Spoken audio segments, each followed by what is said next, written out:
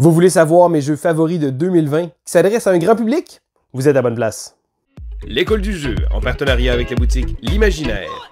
Au-delà de vos attentes.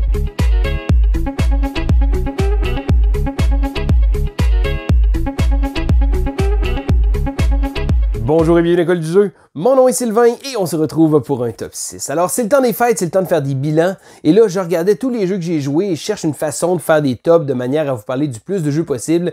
J'ai donc décidé d'y aller ainsi. Aujourd'hui, je vous présente mon top 6 de mes jeux grand public de 2020.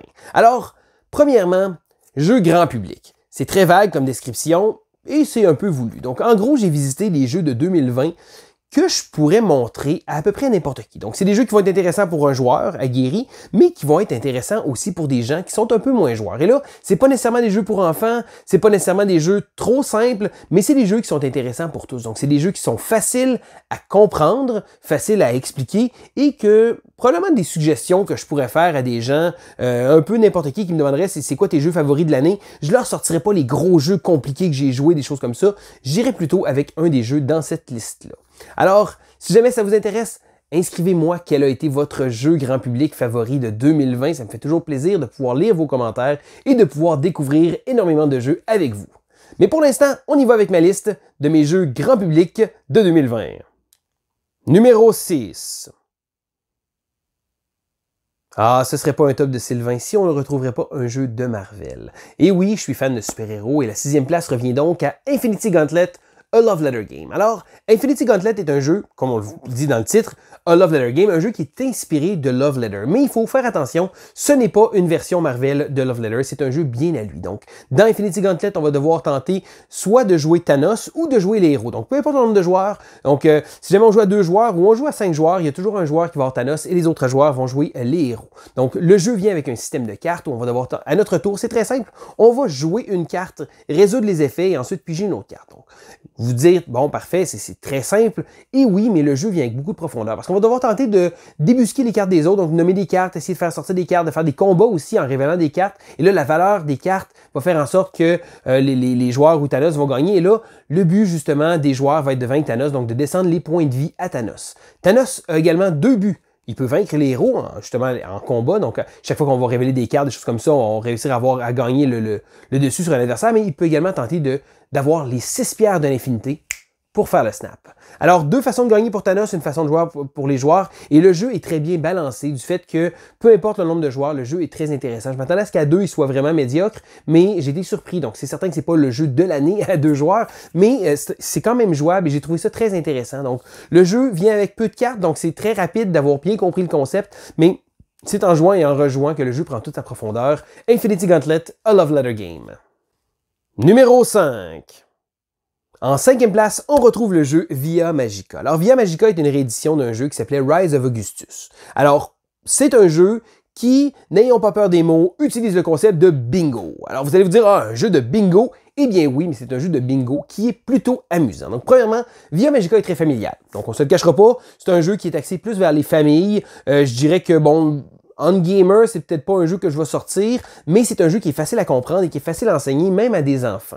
Donc, qu'est-ce qu'on va faire? Il y a un joueur qui va tenter de chercher dans un sac et il va sortir un élément. Et là, le jeu a un paquet d'éléments. Et ce qu'on va faire quand l'élément va être annoncé, tous les joueurs vont pouvoir prendre un de leurs petits cristals et le placer sur un des éléments correspondants. Et là, on peut seulement en placer un. Et lorsqu'on va avoir complété différentes cartes, donc les cartes vont avoir différents éléments à compléter dessus. Et lorsqu'on va les avoir tous complétés, on va pouvoir marquer des points donc et avoir des bonus. Donc, les cartes vont nous donner des bonus. Et là, il vient avec un petit côté de set collection. On va collectionner des choses, des ensembles. Mais c'est un jeu qui, par sa simplicité, est tellement agréable. Et le jeu est magnifique. On ne se le cachera pas. Le matériel, le design graphique, les images, les illustrations, les petits cristaux qu'on utilise pour ça, je trouve que le jeu a vraiment tout pour lui. Donc, c'est un jeu qui est très beau, qui est très amusant aussi. Ma fille a adoré y jouer.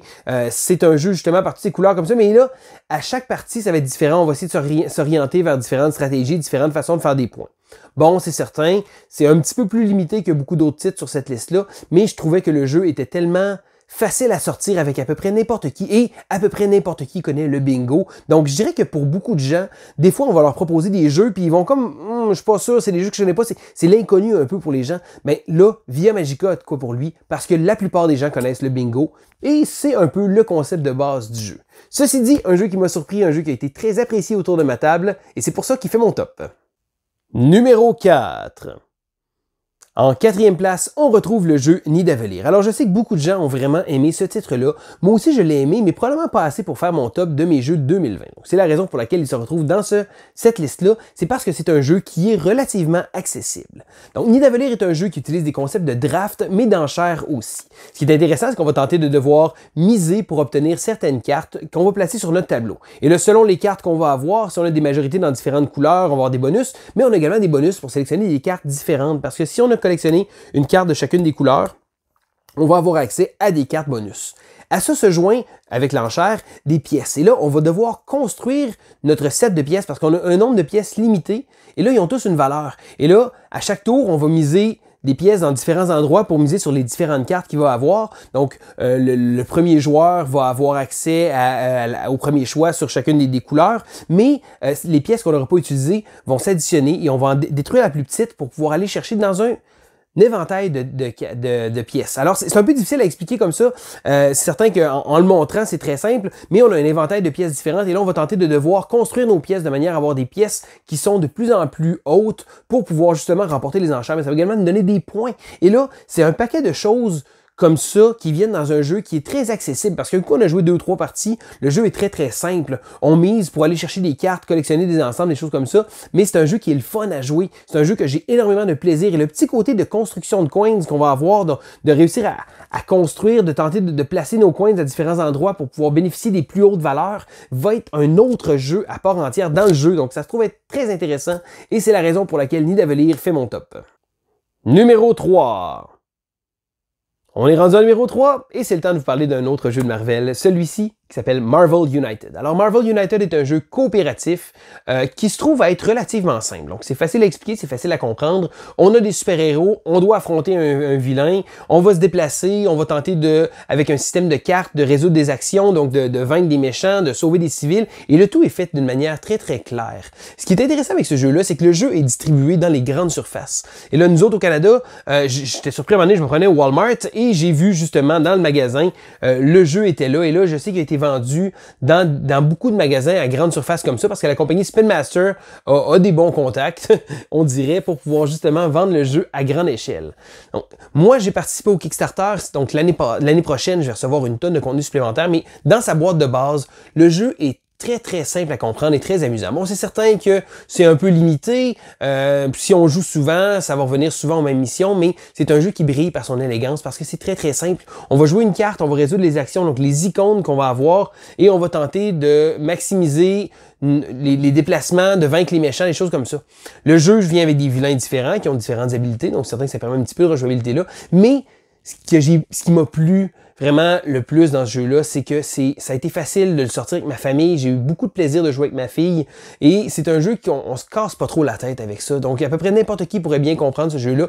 Et on se le cachera pas, le jeu vient avec des petites miniatures vraiment magnifiques. Donc des figurines un peu chibi là, avec des grosses têtes et là des très cartoonish. Et j'ai trouvé que ça se portait très bien au jeu. Bien sûr, moi en tant que fan de Marvel, j'ai fait peinturer mon jeu et c'est absolument magnifique.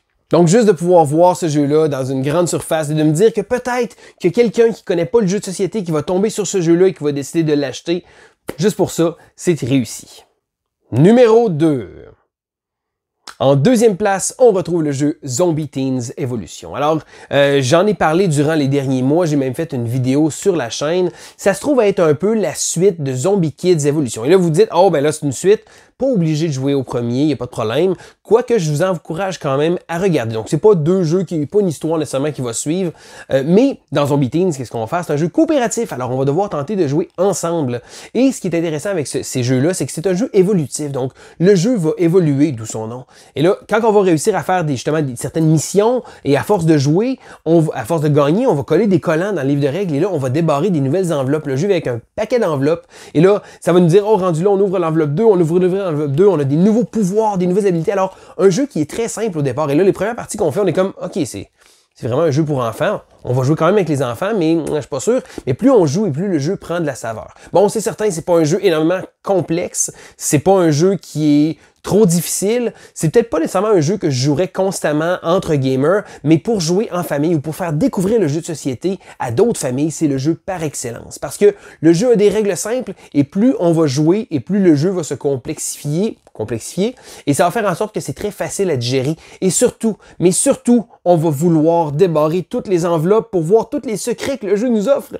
Je dirais que ce côté-là, j'ai joué avec ma fille, puis ma fille, elle veut constamment qu'on joue pour pouvoir justement voir tous les secrets de ce jeu-là. Donc, un jeu que je vous encourage à découvrir, Zombie Teens Evolution. Numéro 1. Je vous parlais de jeux évolutifs. Mon numéro 1 est un jeu de type Legacy. Alors, Legacy, qu'est-ce que c'est? C'est un jeu qui va être modifié tout au courant de la partie. Le jeu, c'est My City. Alors, My City est un jeu évolutif où on va jouer 24 parties. Et là, on doit jouer les parties avec les mêmes joueurs.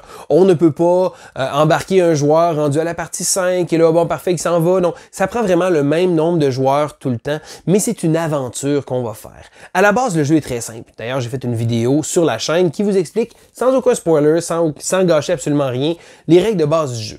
C'est très simple. On a un paquet de formes de polyominoes, donc des formes à la Tetris, et on va tirer une carte, et tous les joueurs vont devoir placer cette forme-là qu'il y a sur la carte, sur leur plateau de jeu. Et là vient un paquet de petites choses qui vont changer à travers la partie, mais à la base, c'est un jeu de polyomino et un jeu très simple à comprendre. Mais là, plus on va jouer et plus l'histoire va avancer. Bon, l'histoire. C'est pas un jeu narratif, mais je dirais que les 2-3 petites phrases nous mettent en contexte et là, on va vraiment avoir l'impression que notre ville va évoluer parce que oui, à chaque partie, il va y avoir une petite chose qui va se faire, mais on va vider le plateau, puis la prochaine partie, on va recommencer la même chose, tourner une carte, placer une pièce, tourner une carte, placer une pièce, tourner une carte, placer une pièce. Ça peut sembler répétitif, et ça l'est quand on y pense, mais je dirais que le jeu nous transporte. Et le jeu change un petit peu. À chaque partie, il y a des nouvelles petites règles, des nouvelles façons de scorer des points. Et le plus ça va aller, on va intégrer différents éléments et le jeu va changer. Jusqu'à la fin, on va pouvoir jouer au jeu en version finale, si on veut, une espèce de version quand on aura complété le jeu. Mais c'est un jeu qui a besoin d'être joué avec les mêmes personnes. Et ça, je le répète parce que je sais que il y a des gens qui connaîtront pas ce type de jeu-là. Et oui, on va modifier le plateau, on va coller des collants sur notre plateau à tout jamais. Et là, mon Dieu, on va briser notre jeu. Non, notre partie, notre ville va évoluer. Donc, c'est vraiment un jeu qui gagne à être joué et par à peu près n'importe qui parce que le jeu est tellement simple, mais on a tellement envie de voir qu'est-ce que ça va donner. Là, j'ai pas encore terminé, je suis rendu à la partie numéro 21.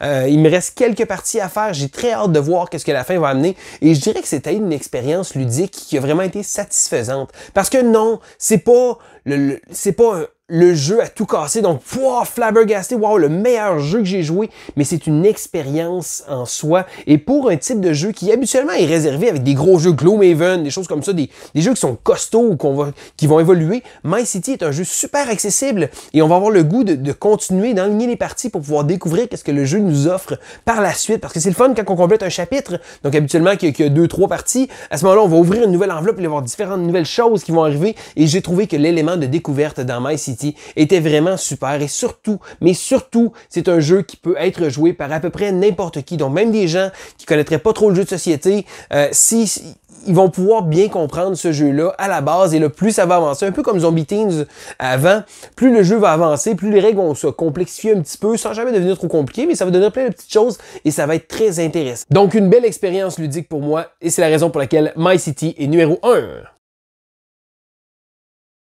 Et voilà, ça fait le tour de mes jeux grand public de 2020. Alors 2020, il y a eu beaucoup de jeux très intéressants. Et d'ailleurs, vous allez pouvoir voir éventuellement une autre liste, celle-là de mes jeux de 2020. Si on veut, un peu plus costaud, qui ont été mes jeux favoris, mais je pense que tous les jeux de cette liste-là, et je me suis amusé vraiment à faire cette liste-là, parce que tous ces jeux-là, je pourrais les conseiller à peu près n'importe qui, et ce seraient des jeux qui seraient faciles à comprendre. Et si quelqu'un me demande, ah, je connais pas du tout les jeux, qu'est-ce que tu as à me conseiller comme jeu cool de l'année? Eh bien, ça aurait été ma liste.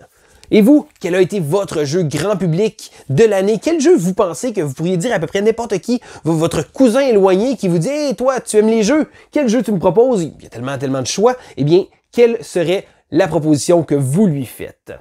Alors, si vous avez aimé la vidéo, faites un petit pouce en l'air. Vous n'êtes pas abonné à la chaîne, eh bien, abonnez-vous. Qu'est-ce que vous attendez? On essaie de vous produire du contenu varié, du contenu de toutes sortes. Et là, c'est ce qui est le fun avec justement moi, Vincent et JP, c'est qu'on a tous des goûts différents, des choses comme ça. Et on réussit à aller chercher un grand éventail de jeux pour pouvoir vous parler. Et c'est ce qui nous fait plaisir, de pouvoir vous faire découvrir des jeux. Et aussi, vous, quand vous nous donnez vos commentaires, c'est toujours agréable de pouvoir lire les jeux que vous nous proposez. Donc, c'était Sylvain pour l'école du jeu et on se dit à la prochaine! 1, 2.